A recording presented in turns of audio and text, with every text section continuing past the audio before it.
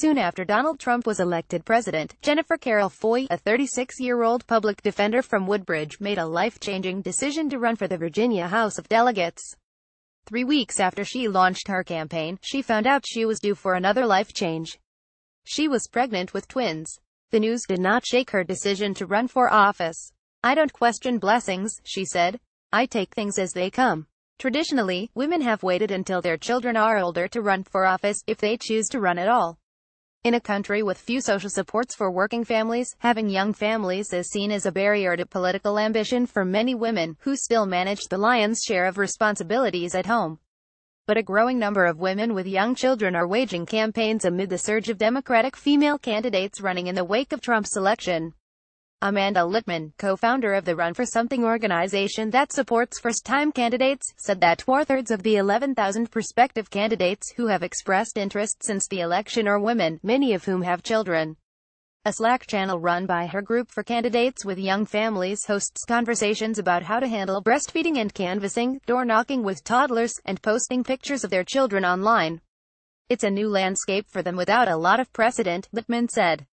Andrea Dusteel, president of Emerge America, another training program fielding an influx of female candidates, said Trump's election also has prompted women to consider running for higher offices than they have traditionally sought.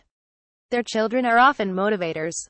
"It's not enough to just focus on their local schools anymore. Now they are more concerned about North Korea and climate change. They want to know what they can do to help save the world for their children." In Virginia's closely watched off-year election, there are a record 43 Democratic female candidates running for the House of Delegates. There are 9 Republican women running, and 1 independent. In Northern Virginia, home to some of the most competitive races, several Democratic women candidates have young children.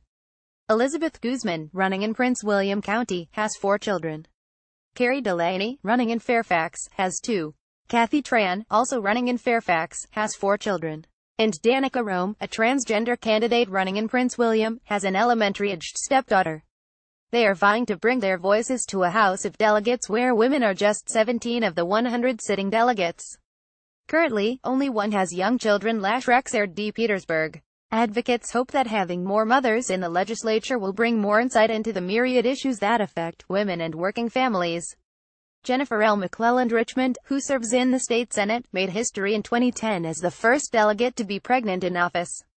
She offered a pregnant woman's view when opposing a controversial bill that gained national attention to require every woman considering an abortion to have an ultrasound. She also sponsored a bill that says women have a right to breastfeed anywhere they have a legal right to be. Virginia was among the last states to codify this protection. Research shows that women are just as likely as men to win elections, but they have to contend with higher standards and more difficult questions during the campaign when it comes to their families. For men, voters view families as a support system. For women, they are seen as an additional responsibility, said Susan J. Carroll, professor and scholar with the Center for American Women and Politics at Rutgers University. As a result, some female candidates downplay their family lives, Carroll said. Kathy Tran, a West Springfield mother of 4, laughs with her daughter Elise while leaving a note for a voter. Tran, a Democrat and first-time candidate, goes canvassing frequently with her youngest child. Michael Allison Chandler, The Washington Post, for Kathy Tran, who is vying for the seat held by retiring Del. David B. Alboar Fairfax. Her children and her family's story have been central to her campaign. Tran is a refugee from Vietnam who came to the United States with her parents when she was not yet 2. Her 4th child was born shortly after Trump's inauguration. Concerned about the new president's anti-illegal immigration platform, she and her husband, Matthew Reisman, chose the name Elise, inspired by Ellis Island, through which Reisman's family immigrated to escape anti-Semitism. The middle name, Minh Con, is Vietnamese for bright bell, inspired by the Liberty Bell. Within a few weeks of her daughter's birth, Tran decided she wanted to live up to her daughter's aspirational name. So she became a candidate. Since February, she has knocked on more than 3,000 doors, many of them with her infant daughter at her side. On a late October afternoon, Tran, a 39-year-old workforce policy expert, put on her well-worn tennis shoes and strapped her 9-month-old daughter into a baby carrier to canvass the winding, suburban streets of Springfield. As she talked to neighbors about traffic congestion and education, her daughter cooed and kicked her legs. "We moved here for the schools," she told voter after voter, explaining that she wants to increase state funding for local schools. To a voter who said his biggest concern is climate change, she said, "We have no planet B, and this munchkin's going to be alive into the next century." When Tran arrived home, her other children were already in pajamas and dinner was waiting with help from her parents visiting from Southern California. Over pizza purchase to support their school fundraiser, Tran told the older children, in Vietnamese, how Elise had scooted for the first time that morning. The children talked about 4-year-old Quinn's upcoming birthday. "Sometimes on weekends, the family goes canvassing together," Tran said.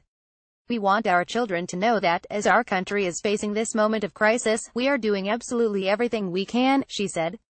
Kathy Tran, Wright, a mother of 4 in West Springfield, gets ready for dinner with 3 of her children: Devin, 8, left; Charlotte, 6, center; and Quinn, 4, seated at left. Kathy's mom, second from right to Tran, is visiting from California. Michael Allison Chandler. The Washington Post. Jennifer Carroll Foy, running for state delegate, helped James Maddox Bay register to vote even though he won't be able to cast a ballot for her in the upcoming election.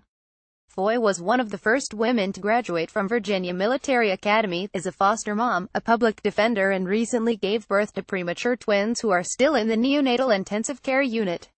Catherine Frey. The Washington Post. Carol Foy entered a competitive primary against a Democratic opponent who had been campaigning for more than a year. "Without much money or political capital," she said, her campaign relied simply on introducing herself, an African American who became one of the first women to graduate from the Virginia Military Institute, to as many voters as she could.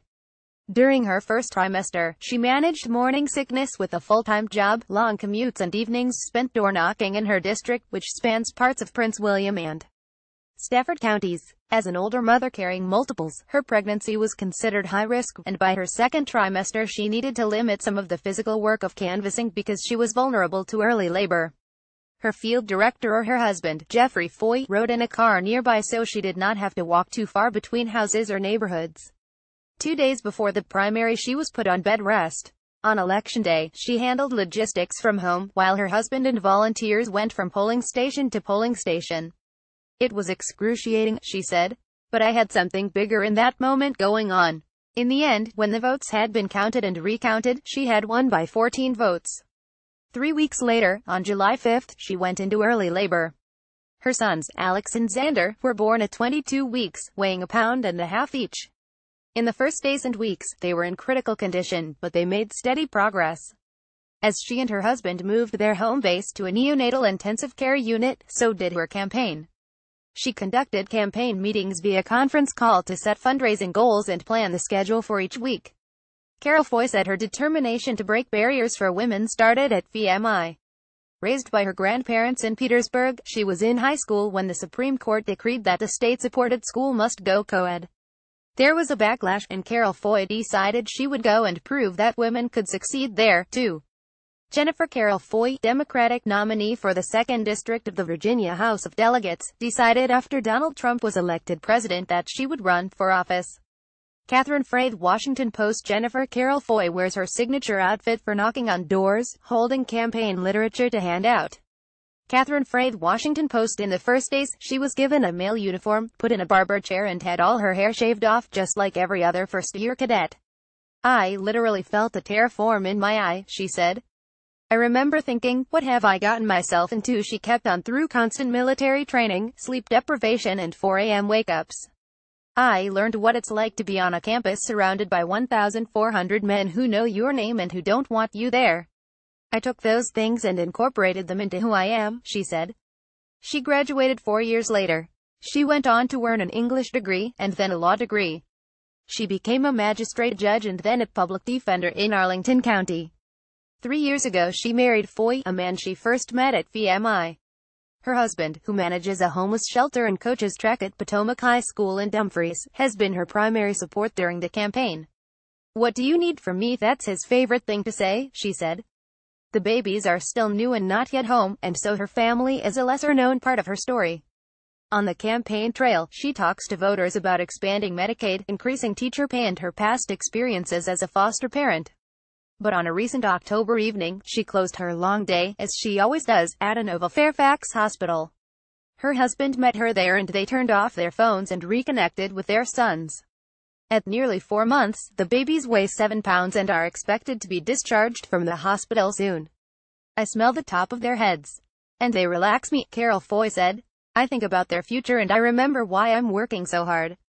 Jennifer Carol Foy and Jeffrey Foy holding baby Xander Foy at Inova Fairfax Hospital in August, when the baby was 5 weeks old.